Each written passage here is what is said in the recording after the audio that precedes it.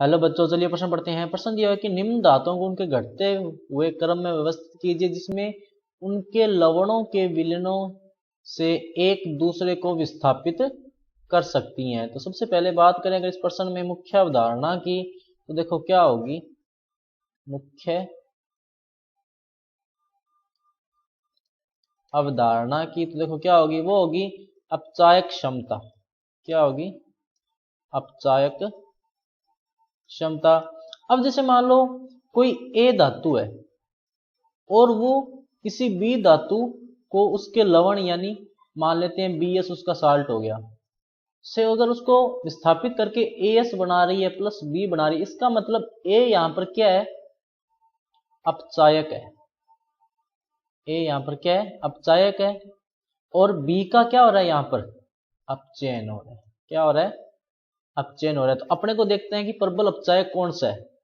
तो देखो प्रबल अपचायक कौन सा होता है कि जिसके मानक अपचयन विभव, मानक अपचयन विभव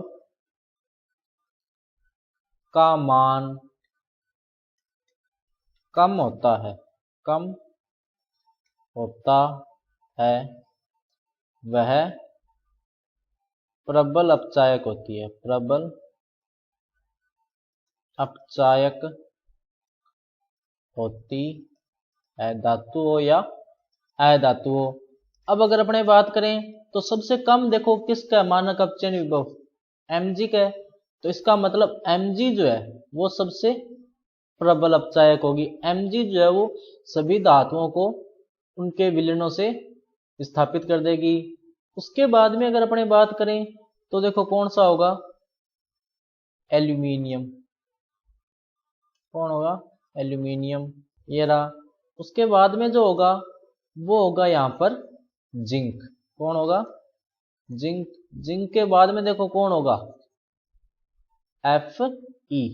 क्या होगा? Fe। और Fe के बाद में देखो कौन होगा? Cu। तो ये जो वो क्रम होगा, यानी मैग्नीशियम जो इन चारों को विलयनों से प्रतिस्थापित कर देगी, एल्यूमिनियम जो इन तीन को कर देगी, जिंक जो इन दो को, Fe जो Cu को, और Cu जो इनमें से किसी को भी नहीं कर पाएगा। तो सही विकल्प कौन सा होगा? विकल्प नंबर डी। तो बच्चों ये था आपका उत्तर। मैं आशा करता हूं आपको समझ में आया होगा। धन्यवाद।